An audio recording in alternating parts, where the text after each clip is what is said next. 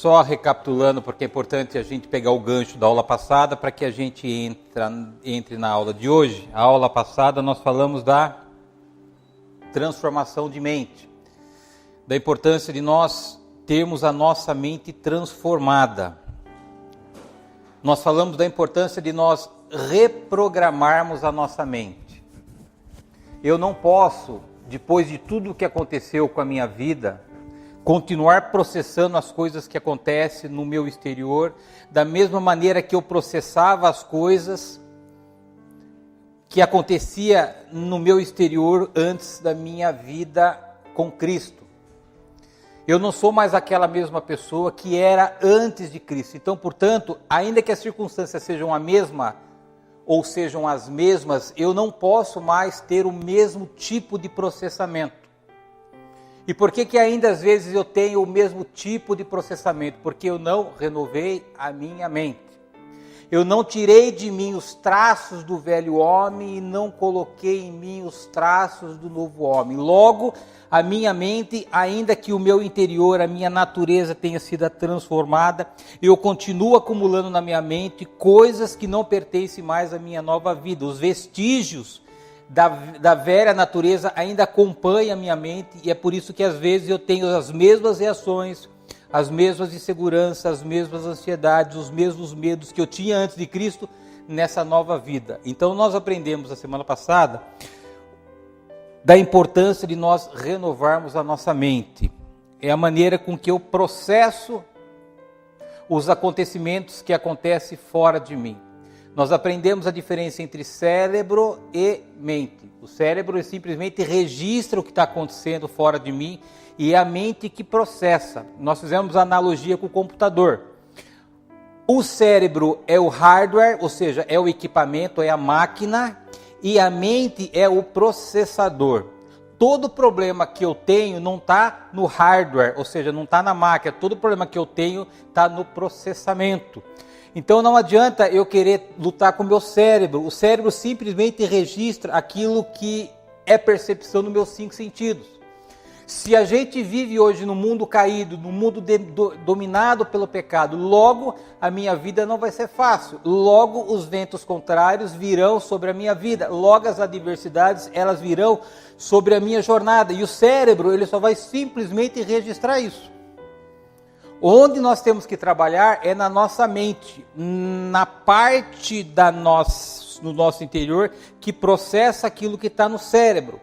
Ora, se eu não consigo mudar o meu exterior porque eu estou hoje no mundo caído, Jesus não veio me buscar ainda. Se o cérebro ele registra aquilo que a gente está vivendo, logo que o meu desafio não é no cérebro, o meu desafio não é mudar minha circunstância, meu objetivo é reprogramar a minha mente. Nós falamos muito sobre isso na aula passada, e nós falamos da importância de nós destruirmos as nossas fortalezas. As nossas fortalezas são os padrões de pensamentos negativos.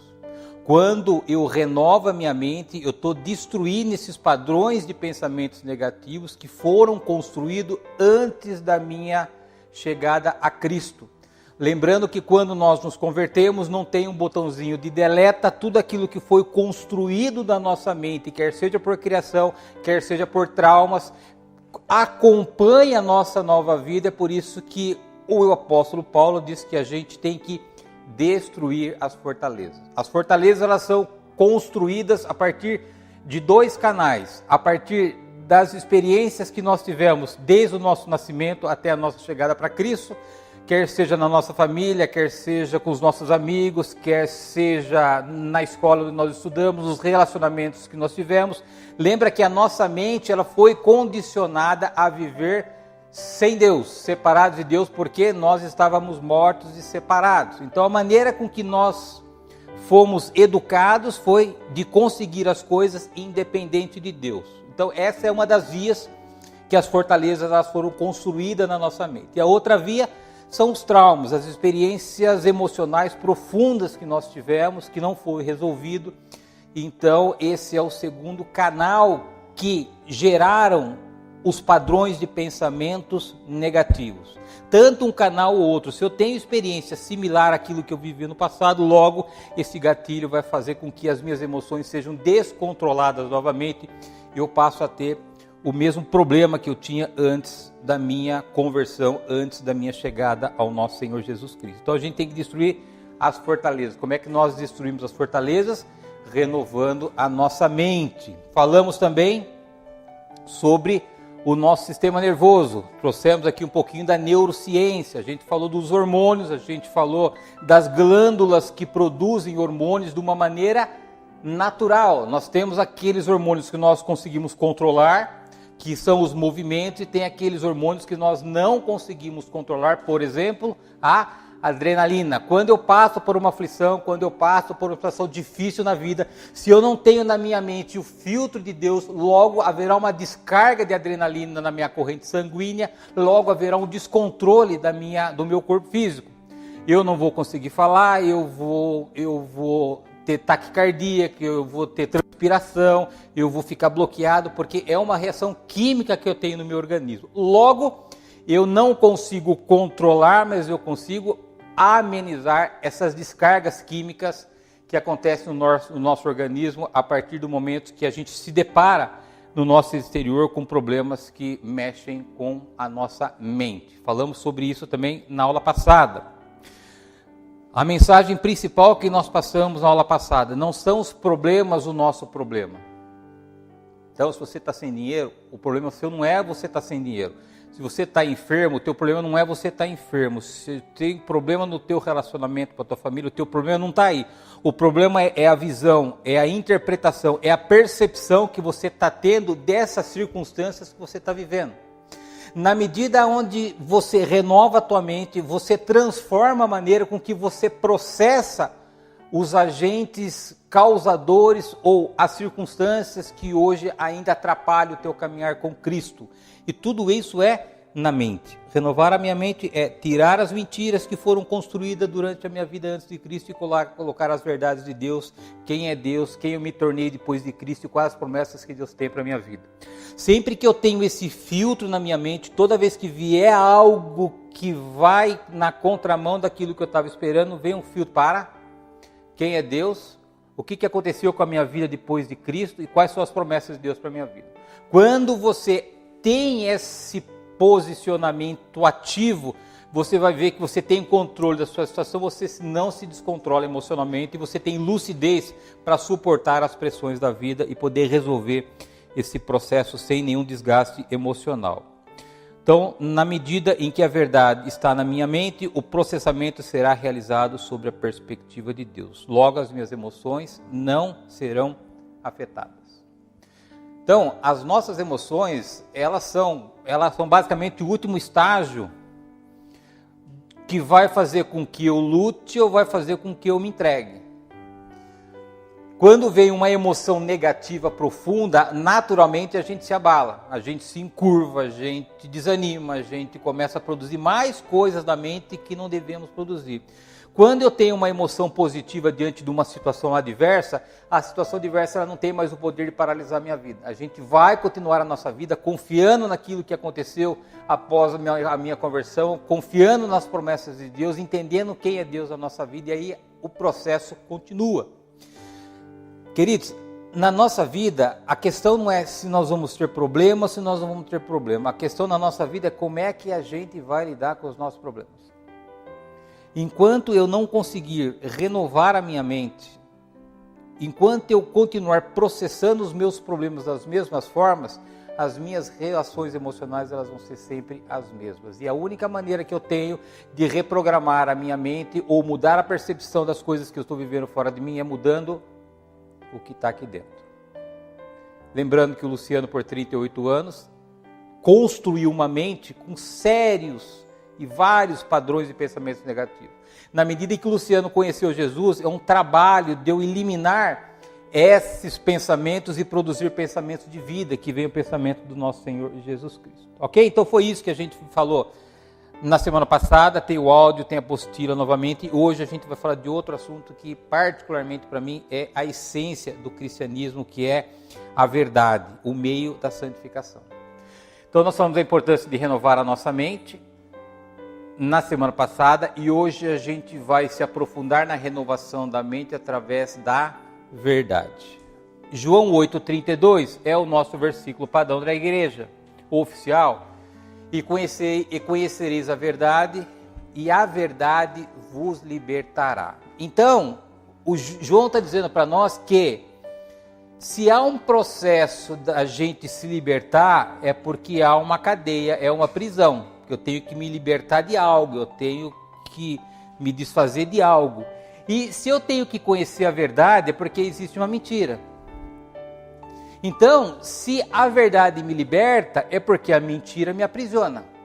Então, todo o processo de renovação de mente é tirar as mentiras que hoje ocupam espaço da minha mente e que me mantém preso, para que a verdade possa me libertar. Então, se eu tenho problema financeiro hoje, e esse problema financeiro tem mexido de uma maneira expressiva, significativa com as minhas emoções, isso significa que eu tenho uma prisão nessa área específica da minha vida. Logo, me faz a entender de que eu tenho desenvolvido na minha mente pensamentos que não têm relação com a verdade, não têm relação com a Bíblia, não têm relação com aquilo que Deus diz a nosso respeito. E não estou dizendo que você não tem problema financeiro, a discussão não é essa. Problemas a gente vai ter sim, porque eu também tenho problema financeiro. O que nós não podemos é ficar escravo dos problemas. Quando a gente fica escravo de uma enfermidade, quando a gente fica escravo de um relacionamento, quando a gente vive escravo de uma questão financeira, a gente tem que conhecer a verdade. Porque é a verdade que vai nos libertar. O que é a verdade? É aquilo que Deus disse sobre a minha vida, sobre a minha história, sobre o meu futuro. O que a Bíblia diz que aconteceu com a minha vida depois da minha conversão, todo o processo de transformação e para onde eu estou indo. Na medida em que eu conheço a verdade, eu não tenho mais problemas de lidar com as minhas adversidades, independente do tipo de adversidade que a gente está vivendo e que a gente está lutando. De novo, o nosso problema não está fora de nós, o nosso problema está dentro de nós, na maneira com que nós programamos a nossa mente para interpretar aquilo que está acontecendo fora de nós. A gente só vai ter vida mansa, querido, lá na eternidade. Enquanto Jesus... Ainda estava brincando com ela esses dias. Bem, será que eu consigo trabalhar mais uns 15 anos? É umas conversas de loucas que a gente tem em casa, né? Então, eu não sei quando Jesus vem me buscar, querido. Eu, assim, para mim, a morte é lucro, que diz o apóstolo Paulo. Se Jesus vir me buscar hoje, eu vou estar na eternidade e sei que vai estar cuidando da minha esposa e da minha filha. Não vai faltar nada, porque são filhas dele. Então, às vezes a gente tem medo de morte, lidar com essas coisas que para nós é tabu. Para crente, morte é lucro. A gente vai embora, a gente vai estar com Cristo, a gente vive para isso, a gente pede para isso, Jesus volta e quando ele volta a gente fica com medo.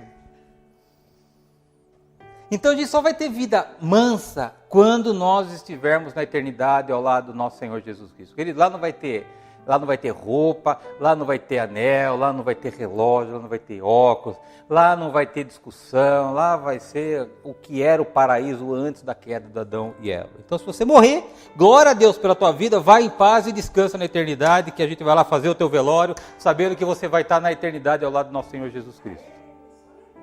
Certo? Abra a Bíblia em João 17, por favor.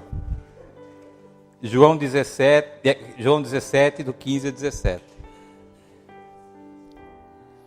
Jesus orando para o Pai, ao nosso favor. Olha que legal isso, querido. João 17, 15, 17. Diz assim o 15. Não peço que os tires do mundo. Então, Jesus está dizendo para o Pai, viu, não tira o Luciano do mundo, mas que o livre do mal. Então, queridos, olha o que Jesus está dizendo aqui. Que enquanto a gente estiver no mundo, o trabalho de Jesus diante do Pai é para nos livrar do mal e não nos tirar do mundo. Por isso não adianta ficar orando assim, Deus vem me buscar logo para ir embora, porque não adianta. Porque Jesus está dizendo, não tira eles do mundo, mas livra eles do mal. 16 diz assim, não são do mundo, como eu também do mundo não sou. Então olha que coisa interessante, queridos, que Jesus está dizendo aqui numa oração para o Pai, que eu e você, nós não somos do mundo, assim como ele não era do mundo. No 17, santificai-vos na verdade, a tua palavra é a verdade. Então Jesus, orando a nosso favor junto ao Pai, diz assim, Pai, não tira o Luciano do mundo, mas livra o Luciano do mal. Porque o Luciano não é do mundo, assim como eu não era do mundo.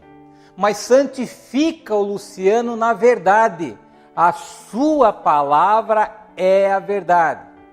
O que tem que estar na minha mente e na sua mente, queridos? A palavra. Ela é a verdade. Então, quem age no processo de santificação da nossa vida, segundo a oração do nosso Senhor Jesus Cristo, é a palavra.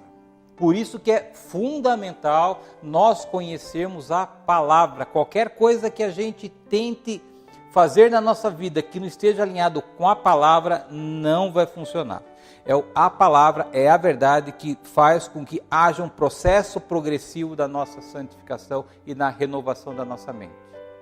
E pode perceber, se você está passando um perrengue na sua vida hoje, pode avaliar, 3 segundos para você pensar o que você tem pensado. Não tem nada a ver com a verdade. Ansioso, preocupado, com medo, inseguro. Queridos, a gente tem as nossas emoções, que são legítimas, mas eu já expliquei para a igreja que as nossas emoções é um instrumento de Deus para nos abençoar. Quando eu estou triste, ansioso, preocupado, com medo, irado, esse comportamento está demonstrando que tem algo errado na minha cachola, que eu estou processando informação que não é a verdade. Toda vez que eu tenho um descontrole emocional negativo, é porque eu não estou pensando com a mente de Cristo. Eu não estou considerando a verdade nas circunstâncias que eu estou vivendo, logo as minhas emoções elas são distorcidas. Então, Jesus está nos dizendo aqui, no 17, santifica-os na verdade, a tua palavra é a verdade. Então, queridos, a Bíblia é a palavra de Deus que tem que estar na nossa mente, para que quando vem uma adversidade, esse filtro faz com que a gente tenha uma leitura sobre a ótica de Deus e não sobre a ótica da nossa razão.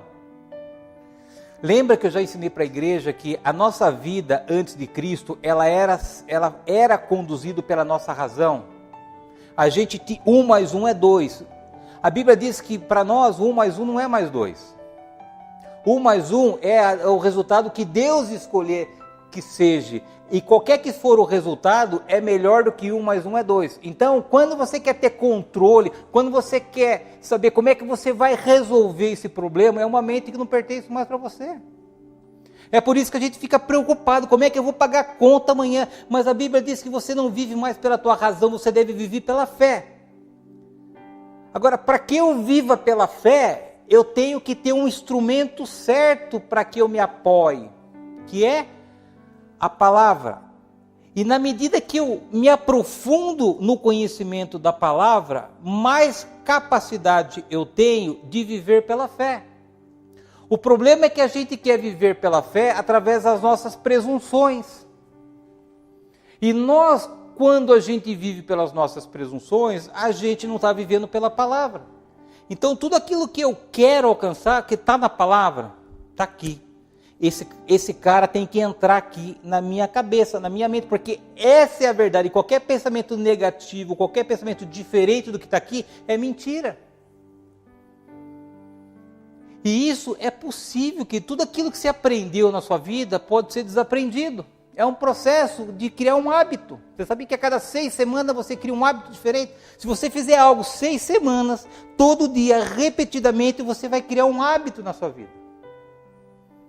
O que é fé? Quando você chegou aqui na igreja, eu chamei vocês para cá, vocês sentaram na cadeira, sem avaliar se a cadeira ia aguentar vocês ou não. O que vocês fizeram? Fé. Vocês sentaram, estão aí confortável, estão seguro com a cadeira, porque vocês tiveram fé de que a cadeira ia sustentar vocês. Então fé é isso, é pegar o que está escrito aqui, remoer, até esse negócio for verdade no seu coração. Aí quando vier uma adversidade, esse negócio está na sua mente, cara, é um filtro que você tem. E aí você não vai ter dificuldade de lidar com essa situação. O que faz você, hoje menos, né? Mas assim, ir lá no banco e depositar o dinheiro lá. Cara, qual é a segurança de que amanhã o teu dinheiro vai estar lá? É fé. Você vai no caixa eletrônico, você vai sacar lá o que você tem lá, é fé que o teu dinheiro está, mas você não está vendo. Você pega o avião para ir para o Rio de Janeiro, você nem sabe para onde vai, se vai, mas você senta lá, você espera que vai chegar. Isso que é fé, querido. Então, para que a gente tenha fé, a gente tem que ter o objeto correto. O nosso objeto correto para que a gente exerça a fé é a palavra. E na medida em que eu me aprofundo no objeto, que é a palavra, eu fortaleço a minha fé. A minha fé não é nada abstrato. A minha fé é a verdade de Deus na minha mente. Quando vem uma adversidade de um vento forte, a fé, que é a verdade de Deus na minha mente, faz com que eu tenha uma reprogramação da minha mente e eu não tenha uma desestabilização emocional. E eu consigo lidar com o meu problema, apesar do problema. Olha para Jesus. Jesus pensa num cara que teve problema. E você olha para a vida dele, é um cara que tinha absolutamente a verdade dentro dele. E Jesus, nós já aprendemos, era um homem como nós. Jesus teve fome, Jesus teve sede, Jesus teve frio, Jesus chorou lá com a morte de Lázaro, Jesus deu uma tremida lá no Getsemane. Então, a Bíblia diz que ele sofreu tudo aquilo que a gente sofre ou que a gente ainda vai sofrer para provar para nós que é possível, desde que a gente tenha a verdade na nossa mente e nós temos a verdade no nosso coração. Tudo bem? Se você perguntar hoje para um psiquiatra o que é saúde mental para o cara, você vai falar, doutor, na visão da medicina, o que é uma saúde mental? Ele vai falar assim para você, é a pessoa estar em contato com a realidade e relativamente com o controle emocional da vida dela. Ele se baseia simplesmente nesses dois aspectos. A pessoa está absolutamente envolvida só com aquilo que é real, e obviamente se eu estou envolvido só com aquilo que é real, eu não tenho muito desajuste nas minhas emoções.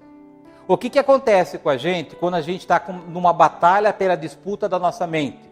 A gente nunca está no controle real da situação. Pode perceber, você está sem dinheiro, você está sem dinheiro é o menor dos problemas. Você já está pensando no pagar as contas amanhã, no mês que vem, como é que você vai resolver o abacaxi. Você saiu daquilo que é real, você se transportou para o mundo irreal, logo isso mexe mais ainda com você, que você não tem controle, e você tem o descontrole emocional.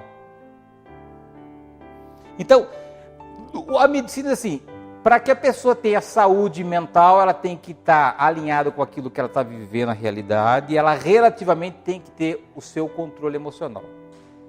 Só que quando a gente traz isso para um contexto espiritual, isso não existe. Porque a Bíblia diz que é uma batalha, uma disputa pela nossa mente. Toda hora, todo dia, Satanás está lançando seta, está lançando dardos inflamados na nossa mente. Ele sabe qual é a área da nossa vida que ainda não foi reprogramada. Ele sabe os traumas da nossa vida que ainda não foram resolvidos. E não tem jeito, quando ele quiser te tentar, ele vai apertar exatamente o botão que ele sabe que vai mexer com as suas emoções.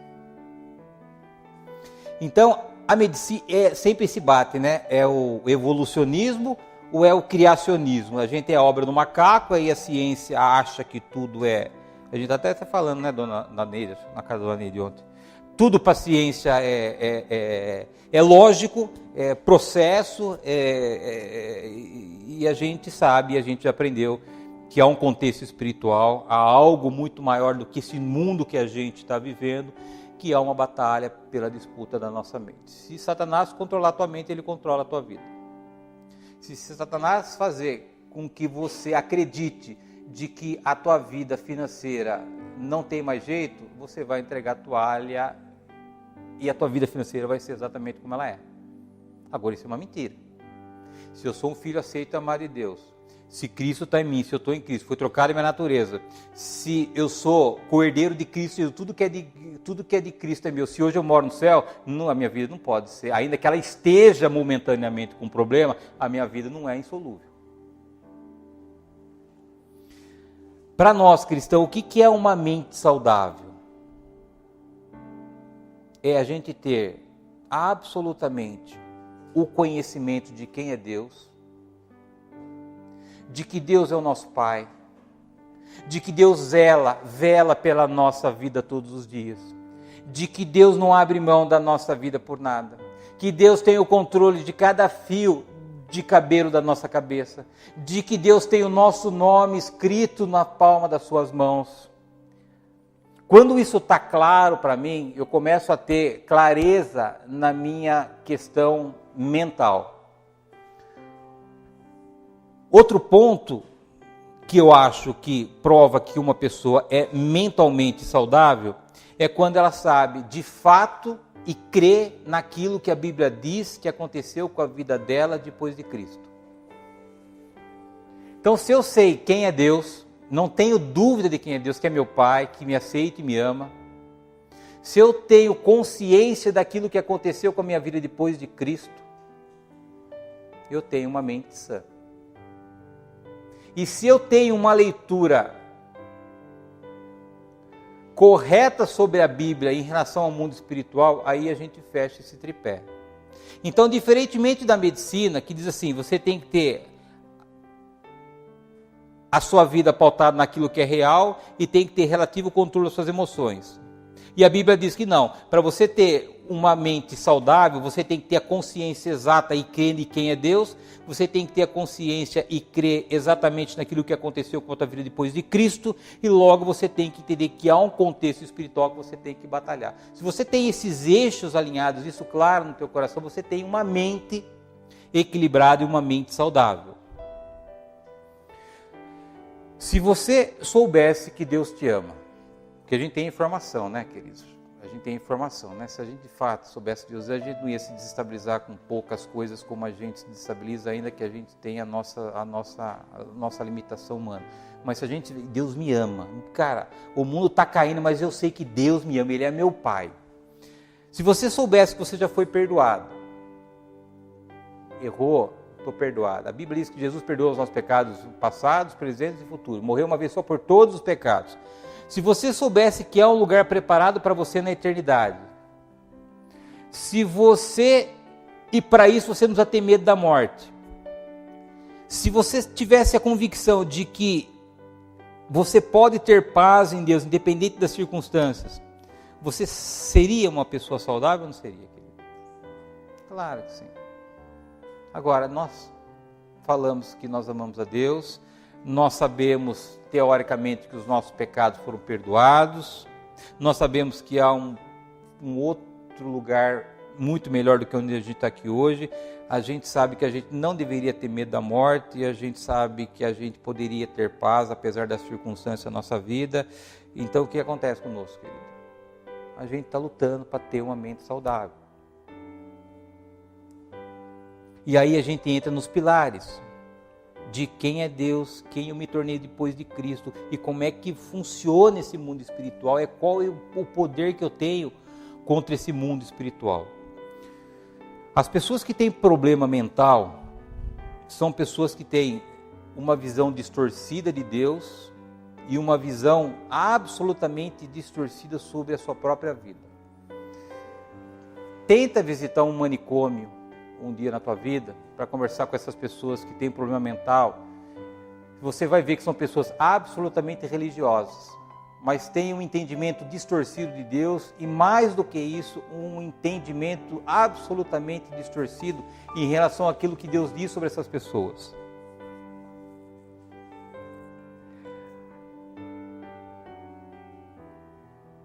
A gente tem que entender, queridos, que há um mundo espiritual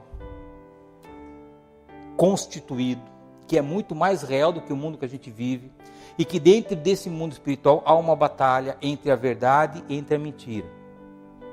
A verdade quer que a gente pense de um jeito, a mentira quer que a gente pense de outro jeito. A mentira quer nos aprisionar, a verdade quer nos libertar. A mentira quer paralisar a nossa vida e a verdade quer fazer com que a nossa vida ande para frente. Essa é a batalha espiritual.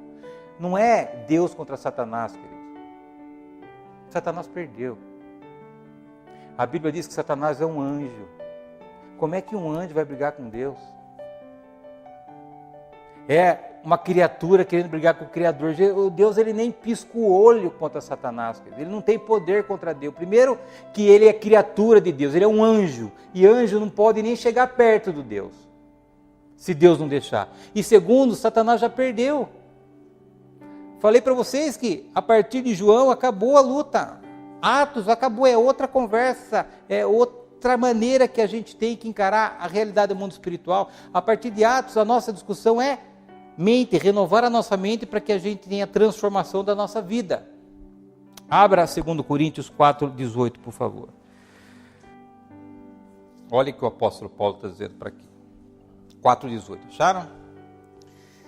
Não atentando nós nas coisas que se veem, mas nas coisas que não se veem, porque as que se veem são temporais e as que não se veem são eternas. Então o apóstolo Paulo aqui está dizendo para nós que há um mundo que a gente não vê, que é para esse mundo que a gente tem que olhar. Não é para esse mundo aqui que é temporal, mas é para o mundo invisível, que é o mundo espiritual que governa as nossas vidas. Agora, se você levar isso para um psiquiatra, se você levar isso para um médico, o cara vai falar, cara, isso aqui é a história da carochinha, mas nós somos cristãos e a gente acredita naquilo que está escrito na Bíblia. A regra de vida do cristão é a palavra de Deus. Nós somos aquilo que Deus diz que nós somos e nós somos aquilo que a Bíblia diz que nós somos. E se o apóstolo Paulo está dizendo para nós que há um mundo que a gente não vê, que é para esse mundo que a gente tem que se atentar, que é para esse mundo que a gente tem que se voltar, é nesse mundo que a gente tem que batalhar, logo a gente tem que estar atento para as coisas espirituais. E as coisas espirituais, queridos, é mentira ou é verdade? Não tem um meio termo. Então, eu e você, nós rechaçamos esse padrão de qualidade mental que a medicina diz, e nós temos que desenvolver um outro padrão de qualidade mental, que é ter a convicção de quem é Deus, de todos os cuidados que Deus já teve e continua tendo com a nossa vida, a clareza daquilo que foi ocasionado a partir da cruz de Cristo, e estar atento a esse mundo que não se vê, que o apóstolo Paulo diz que a gente tem que estar atento a esse cara aqui. O que conduz a nossa vida? É esse mundo que a gente vê. E o apóstolo fala, não é esse, é o outro. E a gente luta com o inimigo errado. A gente luta com as pessoas, a gente luta com as circunstâncias, a gente luta com o cônjuge, a gente luta contra um diagnóstico, a gente está lutando para o mundo, que o apóstolo Paulo está dizendo que a nossa batalha não está aí. A nossa batalha está no outro. E por que a gente luta com esse mundo? Porque esse mundo faz com que a gente tenha a razão, o controle, o entendimento daquilo que está acontecendo. E não é nesse mundo que a gente vai conseguir renovar a nossa mente ou ter vitória das nossas circunstâncias. É no mundo que a gente não vê. E nesse mundo que a gente não vê, você não tem que ver. Você tem que saber que a batalha é um cara querendo colocar mentira na tua mente e um outro abençoado querendo colocar a verdade na sua mente. E aí as nossas emoções vão dizer quem tem conseguido colocar o que na nossa mente. Então a ciência, queridos, ela em muita parte dela, ela desconsidera o mundo espiritual. Se você for no psiquiatra e falar assim, se eu for no psiquiatra, eu não vou fazer isso que é pecado, mas eu até pensei em fazer isso, marcar uma consulta e falar, doutor, eu perdi a vontade de viver. Não sei porquê, não consigo mais ter força, não consigo mais ter vontade, não consigo mais comer, ainda que o senhor não esteja vendo, mas eu estou emagrecendo, que eu estava mais gordo, eu estou pensando em desistir da minha vida, senhor. Doutor, está produzindo na minha mente aqui pensamentos de morte, perturbação de mente. Sabe o que ele vai falar? Você está com depressão. E vai carcar um remédio para você.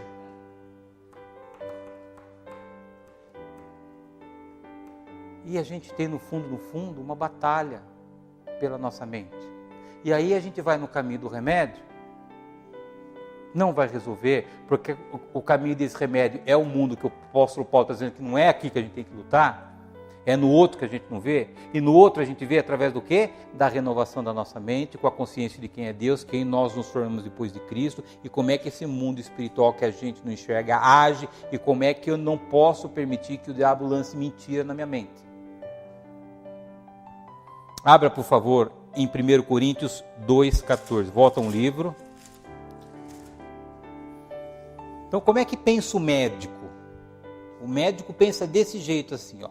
2,14. Ora, o homem natural não compreende as coisas do Espírito de Deus, porque lhes parecem loucura, e não pode entendê-las, porque elas se discernem espiritualmente. Então, queridos, vai adiantar se eu discutir com o médico? Ele não entende as coisas de Deus. Quando você vai evangelizar uma pessoa, a Bíblia diz que ele está cega. Aquilo que é óbvio para nós, ela não entende. Quantas vezes vieram falar de Jesus para mim? E eu afastava as pessoas que queriam trazer o amor de Deus para mim, porque eu não entendia aquilo que elas queriam trazer para a minha vida. Então o mundo pensa dessa forma, eles não entendem as coisas de Deus, porque as coisas de Deus se discernem através do Espírito, eles não têm o Espírito, por isso que fala assim, diz assim, ora, o homem natural, que homem natural é esse? É aquele homem que veio ao mundo e que ainda não aceitou Jesus. Nós somos espirituais. Então, essa verdade para nós, ou esse versículo para nós não é verdade. Porque nós sabemos que nós somos de Deus, nós sabemos que Jesus Cristo veio para nos dar vida, e o entendimento para que a gente possa conhecer o que é verdadeiro. Vai em João, 1 João 5, 19 e 20.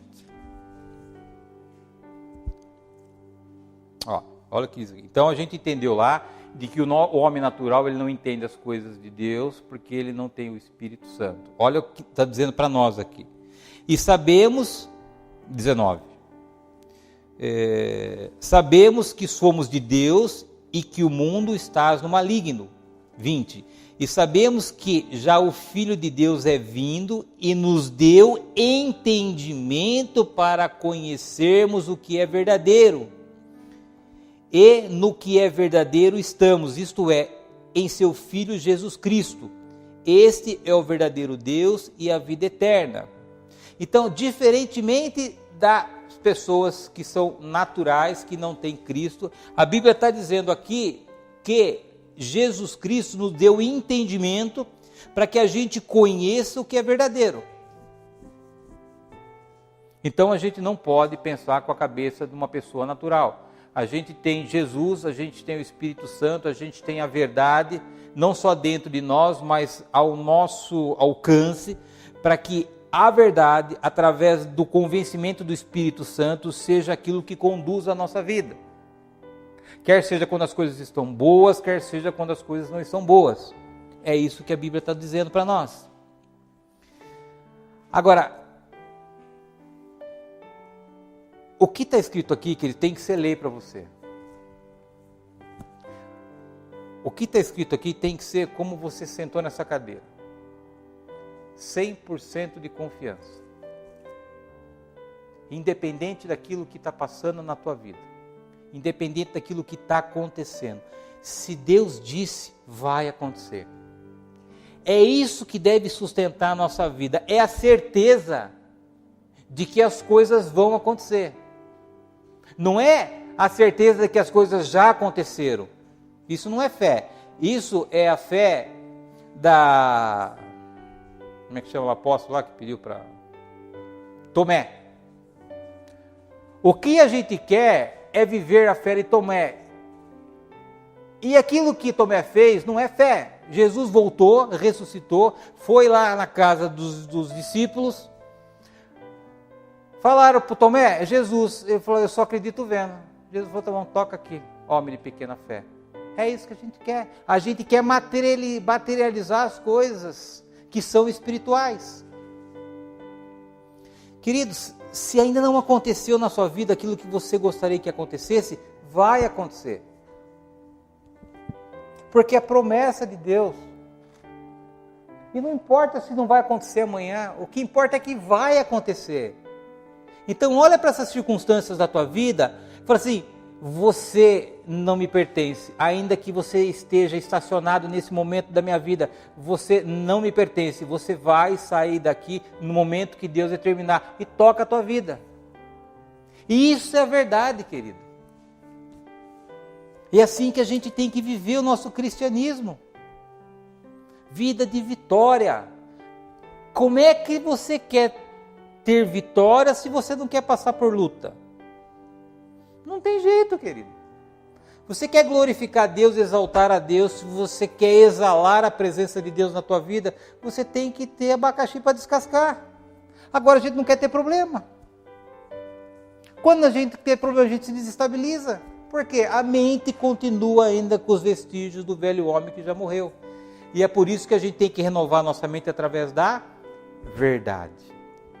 Vamos ver o que a Bíblia diz sobre Deus, sobre Jesus e sobre o Espírito Santo em relação à verdade. João 17:3. João 17:3. Eu vou pegar um versículo só, tá bom? Depois você tem vários aí na tua Bíblia. João 17:3. O que a Bíblia fala de Deus? E a vida eterna é esta, que conheçam a ti só por único Deus verdadeiro e a Jesus Cristo a quem enviaste. Então a Bíblia está dizendo aqui que Deus é verdade, que Deus é verdadeiro. Tudo aquilo que sai da boca de Deus é verdade para a nossa vida. Vamos pegar um exemplo de Jesus. João 1,14. Agora falando de Jesus. Pegamos um exemplo falando de Deus, agora falando de Jesus. E o Verbo se fez carne e habitou entre nós, e vimos a sua glória, como a glória do unigênito do Pai, cheio de graça e de verdade. Então Jesus é verdade. Deus é verdade. Tudo aquilo que Deus fala é verdade. Tudo aquilo que Jesus fala é verdade. Vou pegar o exemplo do Espírito Santo. João 14,16. Eu rogarei ao Pai, e Ele vos dará outro Consolador, para que fique convosco para sempre. O Espírito da verdade, que o mundo não pode receber, porque não o vê, nem o conhece, mas vós o conheceis, porque habita convosco e estará em vós. Está em você, está dentro de você, e é o Espírito da verdade. Então a Bíblia, toda a Bíblia de Gênesis e Apocalipse, ainda que tenham sido homens que escreveram, foram inspirados pela verdade, porque o Espírito Santo é verdade. E tudo aquilo que falou, ou saiu da boca de Deus, que é verdade, ou saiu da boca de Cristo, que é verdade. Então nós temos que conhecer o que Deus fala, o que Deus falou, o que Jesus fala, o que Jesus falou e o que o Espírito Santo testifica dentro de nós. Porque o que sai da boca desses três é só a verdade. Porque é a verdade que nos santifica, é a verdade que nos transforma, é a verdade que faz com que a minha mente seja reprogramada para que eu não processe as circunstâncias adversas da minha vida da mesma maneira que eu processava antes com a mente natural. Agora, quem é o oposto disso? Que a nossa briga é a verdade contra a mentira. Vai em João 8,44. Vós tendes por pai ao diabo, e quereis satisfazer os desejos do vosso pai, letra minúscula. Ele foi homicida desde o princípio e não se firmou na verdade, porque não há verdade nele. Quando ele profere mentira, fala do que ele é próprio, porque é mentiroso e pai da mentira. Queridos, então, olha só que coisa séria. Eu peguei só um versículo de cada um, tem vários na tua apostila, provando que Deus é verdade, Jesus é verdade e o Espírito Santo é verdade. E nós pegamos essa passagem de João 8,44, que nos afirma que o diabo, ele é o pai da mentira.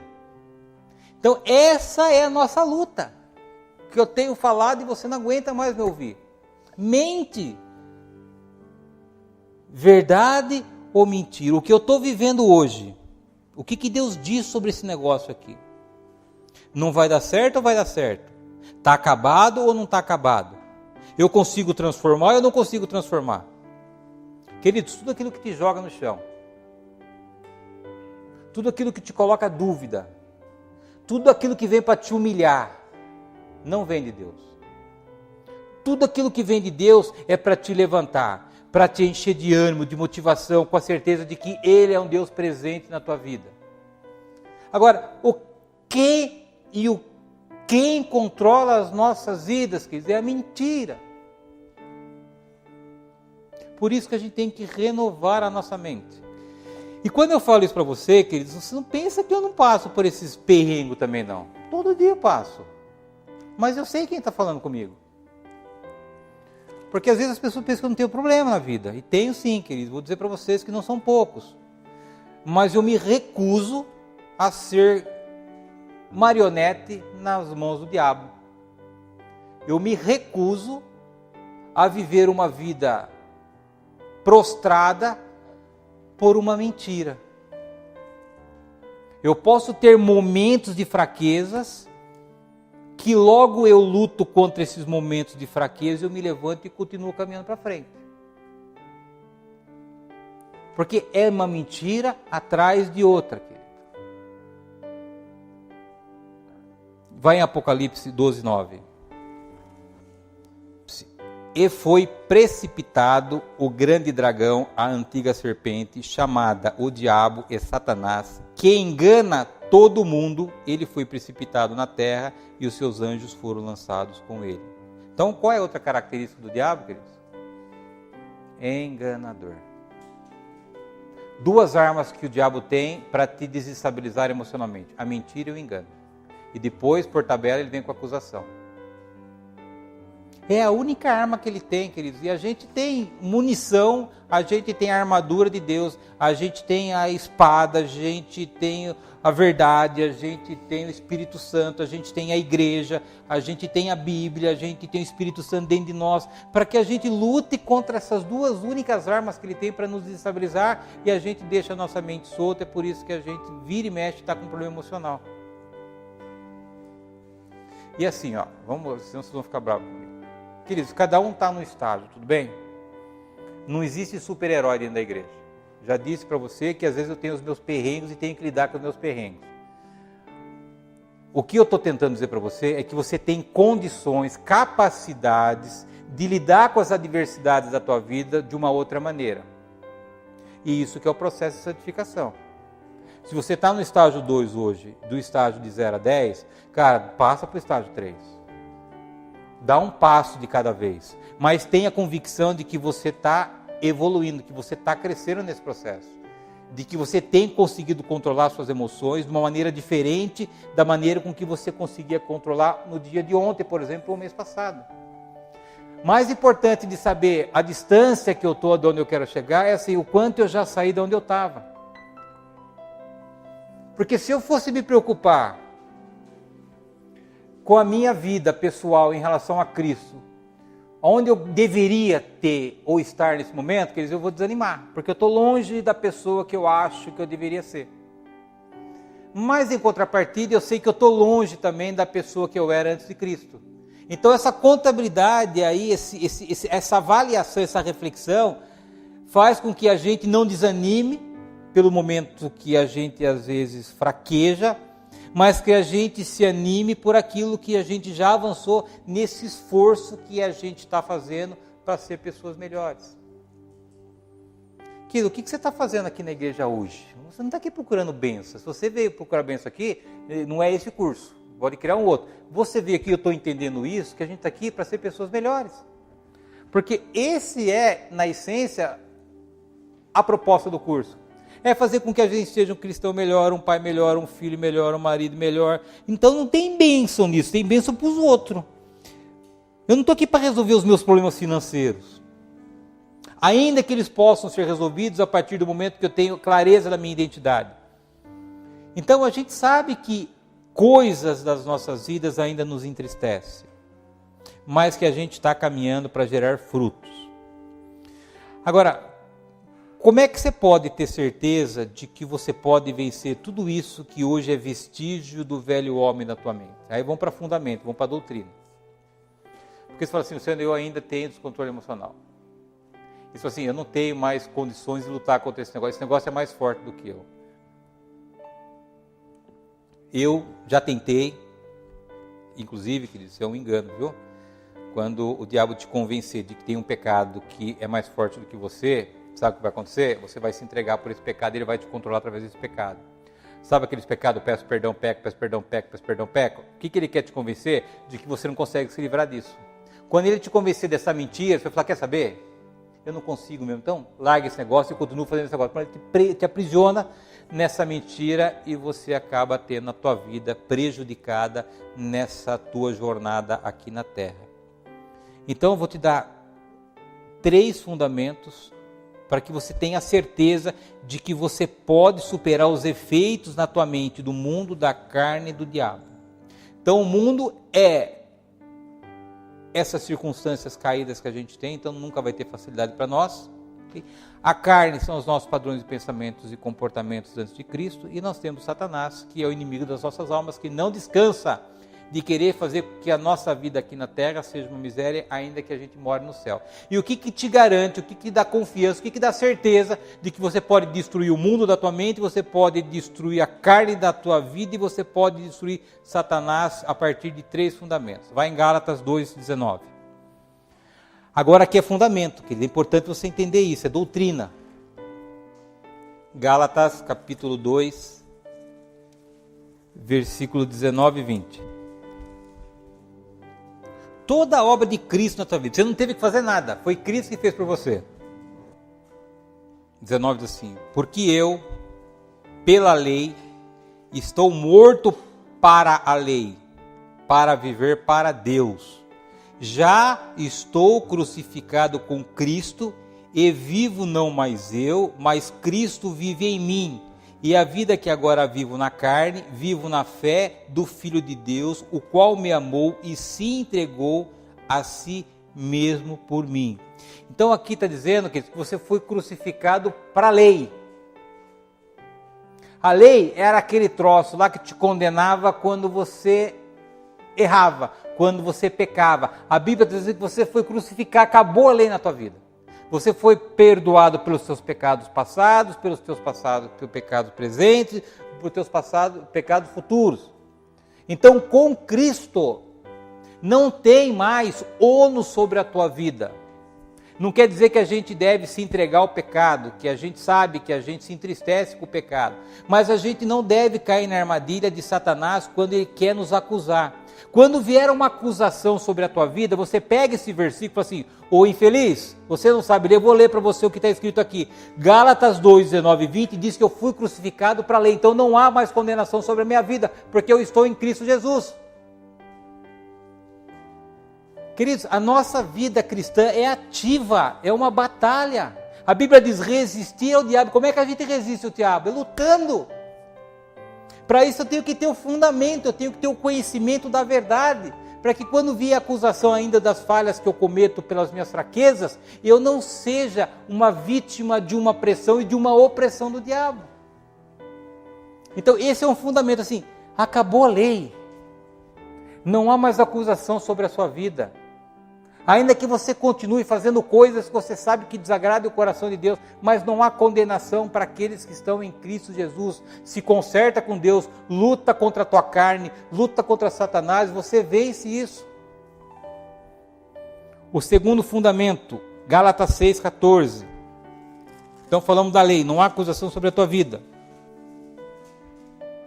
14. Mas, longe esteja de mim gloriar-me, a não ser na cruz do nosso Senhor Jesus Cristo, pela qual o mundo está crucificado para mim e eu para o mundo.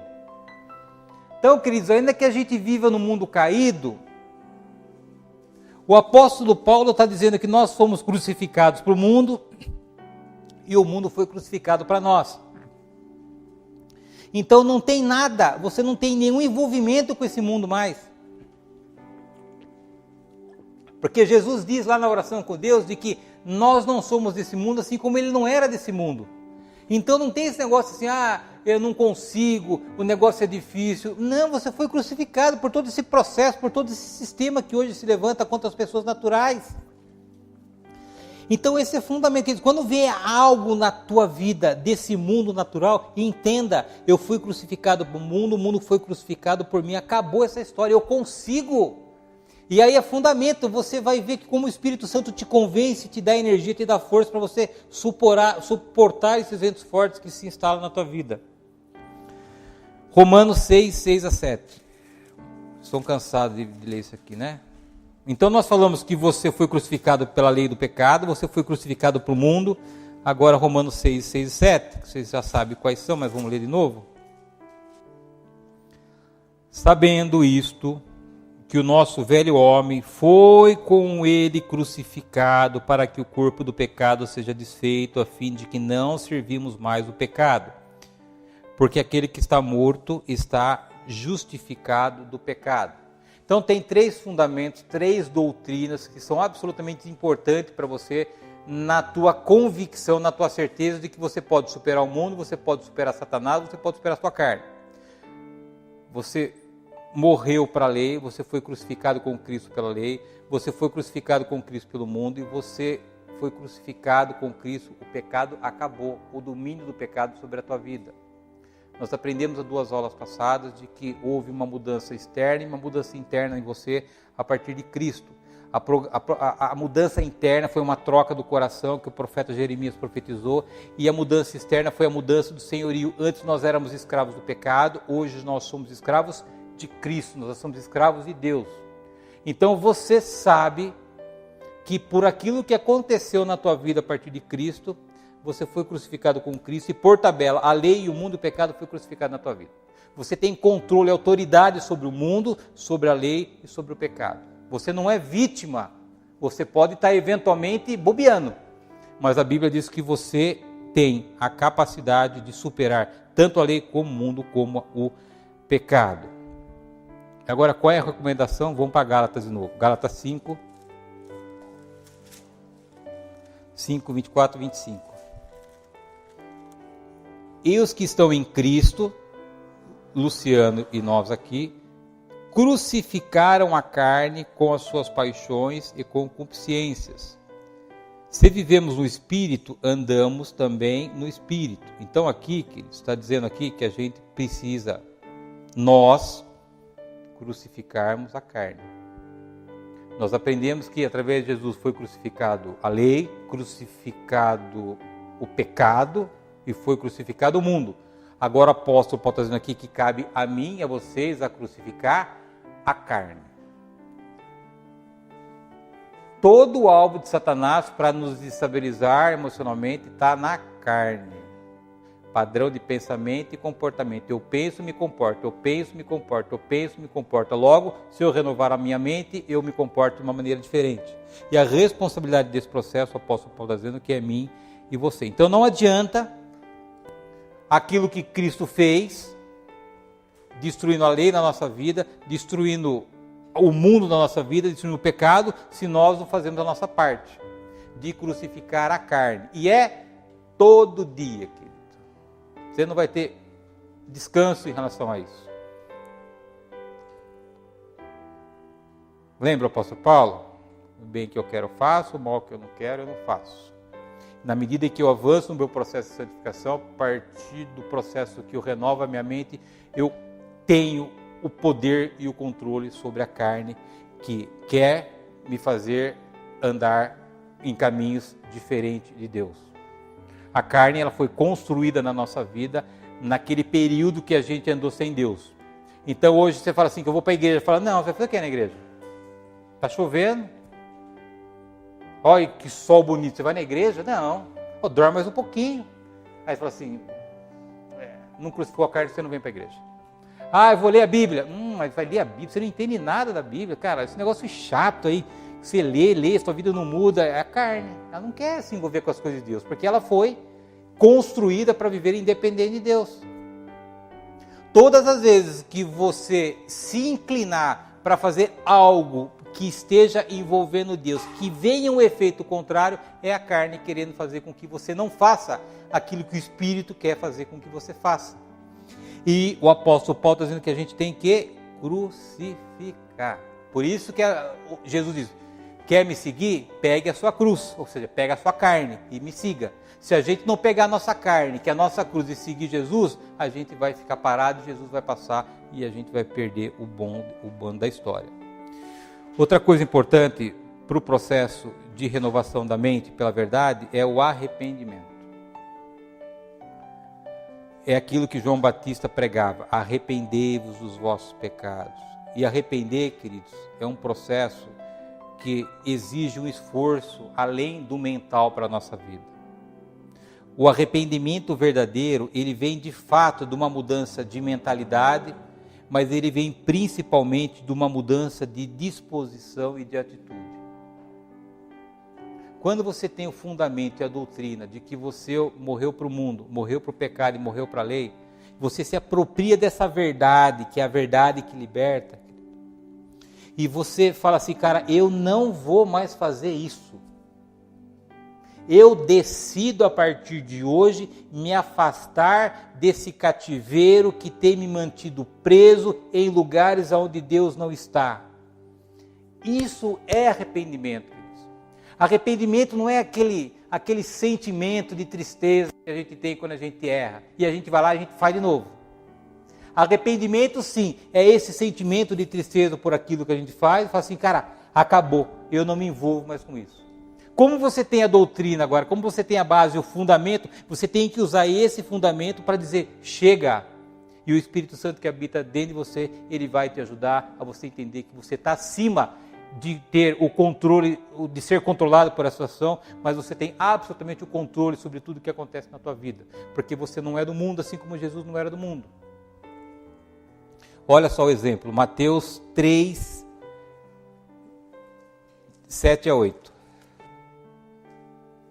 3,7 diz assim: e, vendo ele, João Batista, muito dos fariseus e dos saduceus que vinham ao seu batismo, dizia-lhes: raça de víboras, quem vos ensinou a fugir da ira futura?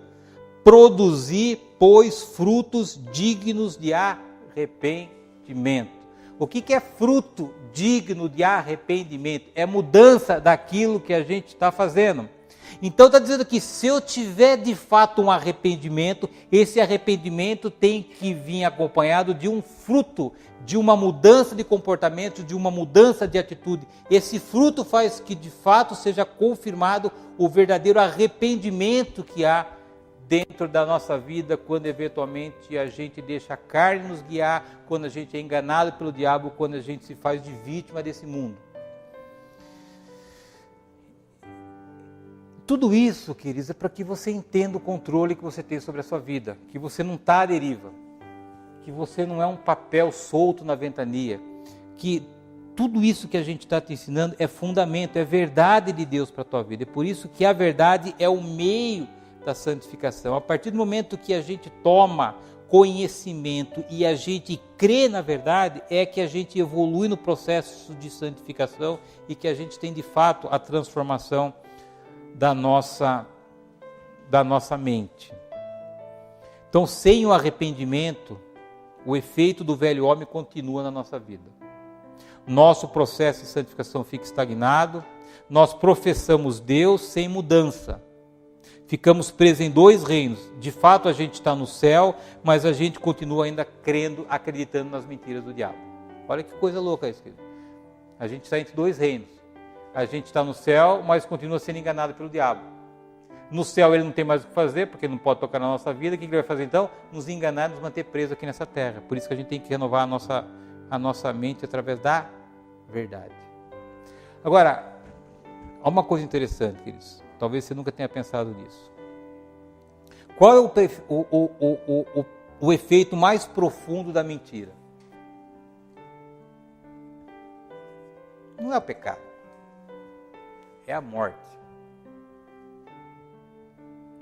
Lembra lá em Gênesis? Vamos lá ler, abre Gênesis 3, 4. envolve morte. Toda vez que há uma mentira, queridos, envolve morte. Toda vez que há um engano, envolve morte na nossa vida. É morte na nossa vida financeira, é morte na nossa saúde emocional, na nossa saúde física, é morte no nosso casamento, é morte nos nossos relacionamentos. Toda vez que o diabo insere uma mentira, mais do que o pecado, gera morte para nós. Olha o engano aqui de Satanás.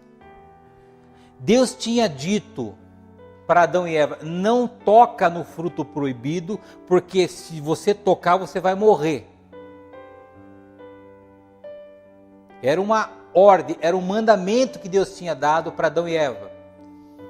Aí chega Satanás, fala assim: você não vai morrer. O que aconteceu? Morreu. Adão e Eva acreditou numa mentira, acreditou no engano. O que aconteceu? A Bíblia diz que eles morreram. Toda vez que você acreditar que a tua vida financeira, que é uma mentira, não vai dar certo, você está enterrando a tua vida financeira, porque é uma mentira.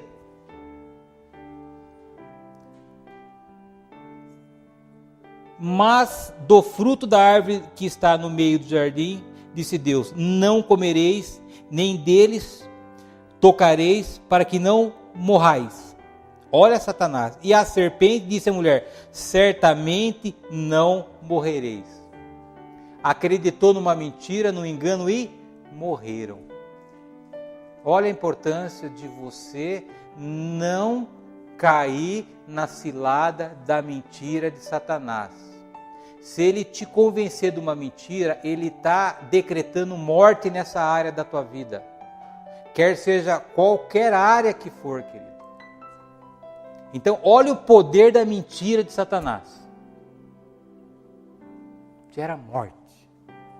Morte financeira, morte física, morte emocional, morte nos nossos relacionamentos, morte na nossa profissão, morte nas nossas empresas. Se ele colocar uma mentira na nossa cachola, o prejuízo é grande para nós. Você entendeu qual é? Porque quando a gente fala assim, queridos, é uma mentirinha, querido, é um laço esse negócio, ele paralisa a nossa vida, ele mexe com as nossas emoções. E se ele convencer de que uma mentira dele é a verdade, quer dizer, ele controlou a nossa vida. É só João para fazer com que a gente se liberte dessa mentira. A Bíblia diz, Jeremias diz que a enfermidade do coração é o engano. Olha que Jeremias diz que um coração doente é um coração que está enganado. A mesma conexão que a Bíblia faz em relação ao pecado e à mentira, é a relação que a Bíblia faz do engano, a mentira, o pecado, o engano, o pecado. As duas armas que ele usa, mente e engana, mente e engana. E quer seja uma coisa ou outra, ele nos leva para a morte. Suponhamos que, naquele bate-papo lá de Satanás e Eva, Satanás disse assim: Eva, porque assim, Satanás ele nunca vai mentir de uma maneira explícita para você, porque se você saber que é mentira, você não vai fazer. Ele vai fazer o quê? Ele vai criar um jeito de criar uma maneira de fazer com que você caia numa cilada do engano. Porque se ele chegasse para Eva e falasse assim: Eva, é verdade, se você tocar nessa maçã, você vai morrer mesmo. Você acha que Eva ia tocar? Não. O que ele fez? Usou uma artimanha para enganar Eva, para que Eva caísse nessa cilada, e a partir daí tinha a morte. E como teve a morte. Vai, Romanos 7,11, por favor. Porque o pecado, tomando ocasião pelo mandamento, me enganou e por ele me... Como é sério isso, querido? Quando a gente fala de mente, quando a gente fala de mentira e verdade, quando a gente acredita numa mentira, a área da nossa vida que está envolvida nessa mentira morre. Quando a gente é enganado, a área da nossa vida morre. E tem outros exemplos aí que você vai aprender depois na tua Bíblia. Então, nós sabemos que nós precisamos da verdade, que é o meio da nossa santificação, e é o meio de a gente lutar e processar diferente as coisas que a gente está vivendo fora de nós. A gente sabe que o diabo que é o pai da mentira, que é o enganador, que é o acusador. Só tem essas duas armas para fazer com que a gente seja paralisado nesse processo de santificação. E se eu acreditar numa mentira, se eu cair no engano de Satanás, haverá morte em áreas da minha vida que a gente quer lutar para que tenha vida. Então nós vimos mais uma vez, queridos, que o nosso campo de batalha é a nossa mente. É a verdade contra a mentira. E conhecereis a verdade vos libertará. Olha, vai em 2 livros para frente. Olha a preocupação do apóstolo Paulo. 2 Coríntios 11:3. Sabia o que ia acontecer? 2 Coríntios 11:3. Mas temo que, assim como a serpente enganou Eva com a sua astúcia, assim também sejam de alguma forma corrompidos os vossos sentidos e se apartem da simplicidade que há em Cristo. Paulo fala assim, olha, tu tem uma preocupação, Luciano, com a tua vida, cara. Assim como Satanás enganou Eva, a minha preocupação é que ele consiga também te enganar com a sua astúcia. Vai em 1 Timóteo 4:1.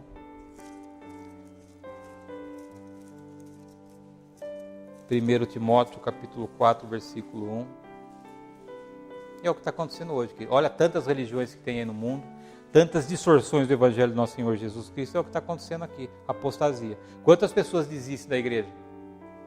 Volta para o mundo. Olha o que está dizendo aqui. Mas o Espírito expressamente diz que, o Espírito, letra maiúscula, diz que nos últimos tempos apostatarão alguns da fé, dando ouvidos a espíritos enganadores e a doutrinas de demônio. Espíritos enganadores. E onde a gente é enganado? Na mente, no entendimento. Por isso que eu creio, queridos. Olha, eu estudei já muito sobre depressão, vocês sabem sobre isso. A gente tem casos aqui de depressão que foram absolutamente revertidos. Glória a Deus por isso.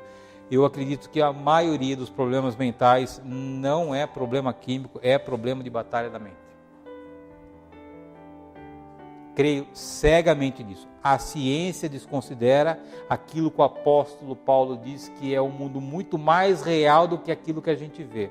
A ciência, ela vira as costas para aquilo que Deus diz e acha que remédio, acha que divã vai resolver problema, e a gente sabe por experiência de que isso é uma disputa pela nossa mente, é uma batalha para controlar a nossa mente. Por isso que você vai falar, você tem desequilíbrio químico, você tem descontrole hormonal, neurotransmissores, coloca o negócio lá para equilibrar o negócio aqui à vontade nessa área, e a gente percebe que a gente não consegue ter avanço com esse processo. Como é que, me fala uma coisa, como é que um problema químico pode produzir um pensamento na minha mente?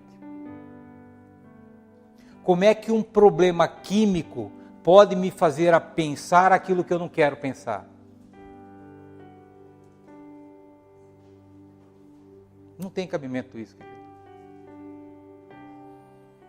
Como é que eu venço essa bendita batalha na mente, querido? Conhecendo e crendo na verdade. A única maneira de nós vencermos o pai da mentira não é pelo raciocínio humano, não é pelas pesquisas científicas, mas é pela verdade, pela palavra de Deus.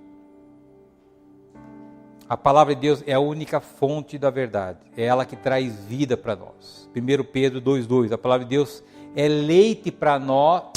Olha, 1 Pedro 2,2 diz que a palavra aqui, o leite é aquilo que faz a criança crescer e a palavra é aquilo que faz a gente crescer. O apóstolo Paulo, ele compara a palavra, que é a verdade, como a importância do leite que tem para um recém-nascido.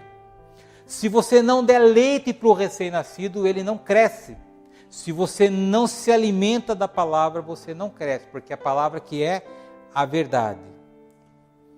Você quer prosperar na sua vida? Vai em Josué 1,8. Não se aparte da tua boca o livro desta lei.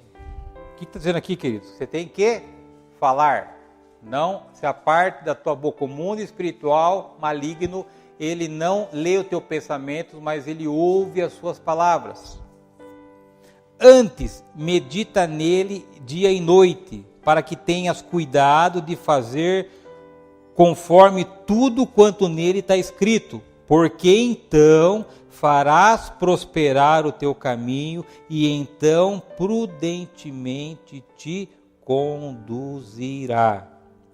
Farás prosperar o teu caminho, desde que você não afaste o livro da lei da sua boca, que você medite nele todo dia, que você tenha cuidado para andar conforme nele está escrito. Aí então farás prosperar o teu caminho. Porque o livro da lei é a verdade. Se eu estou conectado com a verdade, a minha vida prospera. Se eu não estou conectado com a verdade, a minha vida ela emperra. É absolutamente uma coisa contrária à outra. Então, o que eu preciso fazer para que eu avance no meu processo de santificação? Crer nos evangelhos do nosso Senhor Jesus Cristo. Se você crer só nos 4 evangelhos do nosso Senhor Jesus Cristo, você já está com a verdade mais do que suficiente para que você renove a tua mente, para que você avance no teu processo de santificação e para que você não fique parado diante dos ventos contrários que se levantem na sua vida. Creia naquilo que Deus fez pela tua vida, creia naquilo que Jesus fez pela tua vida, creia naquilo que o Espírito Santo fez e continua fazendo na sua vida. E lembrando sempre que não é uma questão de ver, é uma questão de crer. Tudo bem? Mais uma vez, eu não vou ter tempo de ler por causa do horário, mas mais uma vez eu fiz questão de trazer, apesar da redundância, quem você é em Cristo. E de novo, querido, não adianta a gente pegar esse negócio aqui e ler assim, João 12, sou filho de Deus. Não vai resolver isso. Você tem que pegar João 12, você tem que ruminar João 12. Você tem que entender o que está escrito em João 12. Você tem que ler outra Bíblia, você tem que ter um dicionário. Esse negócio, ele tem que entrar no teu coração. Uma vez que ele entrou no teu coração, você tem que verbalizar isso. Depois que você entendeu, aí você fala, eu sou filho de Deus. Mas você tem que ter a base, o fundamento, e a base, o fundamento é a verdade. E a verdade é a Bíblia. E a gente pega aqui, sou aceito, sou filho de Deus, sou amigo de Deus, fui justificado. Não vai funcionar nunca isso. A gente tem que investir tempo em nos aprofundar na verdade. A verdade não é o que eu dizia que eu coloquei que você é filho de Deus, isso é verdade, mas o que dá base nisso é o versículo. O seu foco está no versículo, não naquilo que eu coloquei aqui, porque o que eu coloquei aqui é só uma indicação do que o versículo está dizendo, mas é o versículo que tem que entrar no nosso coração para que de fato a verdade se instale na nossa mente. Tudo bem, queridos? Tinha mais coisas, mas a gente não vai ter tempo para isso. Eu não quero cansá-los, eu também não quero me cansar, porque o dia foi punk para mim também. Então, você tem a apostila, você tem o áudio que o Renato também está nos disponibilizando, num prazo bem bacana, né, Renatão? Agora o negócio está nos trilhos, né, queridão? Glória a Deus, está gravado aqui por isso agora. Então, há uma disputa pela tua mente, não esqueça disso. Há uma disputa pela tua mente, não negligencia o mundo espiritual, que o apóstolo Paulo diz que é mais real do que o mundo que a gente vê. A verdade é o meio de santificação. Sem a verdade na nossa mente, não há santificação. E de novo, querido, não há um esforço teu. Você não tem que fazer esforço, você só tem que crer. O teu esforço é crer em Deus. Se Deus está dizendo, eu creio. Enquanto eu não creio, eu vou ficar repetindo isso até esse negócio entrar na minha mente, e como entrou na minha mente que eu posso sentar nessa cadeira e essa cadeira vai me sustentar. A próxima aula, na verdade, eu vou ter que dividir em 2 aulas, porque eu comecei a trabalhar na apostila e é muita coisa. Se hoje eu não conseguir dar tudo, você imagina na semana que vem. A gente vai falar sobre como é que eu personalizo a verdade de Deus na minha vida. Como é que eu pego todo esse negócio que está aqui e eu coloco na minha vida esse negócio aqui? Como é que eu traduzo do livro para o meu interior, para a minha mente, para o meu coração, para a minha vida. É o que a gente vai aprender nas próximas 2 aulas, que era para ser uma aula, mas a gente não consegue nem pensar, se a gente sair daqui meia-noite, fazer isso numa aula só, porque a gente vai ter que fazer 2 apostilas para isso, porque vai fazer muita diferença na tua vida, porque você vai conseguir de fato viver a palavra de Deus na tua vida. Amém? Vamos ficar de pé para a gente agradecer a Deus, por favor.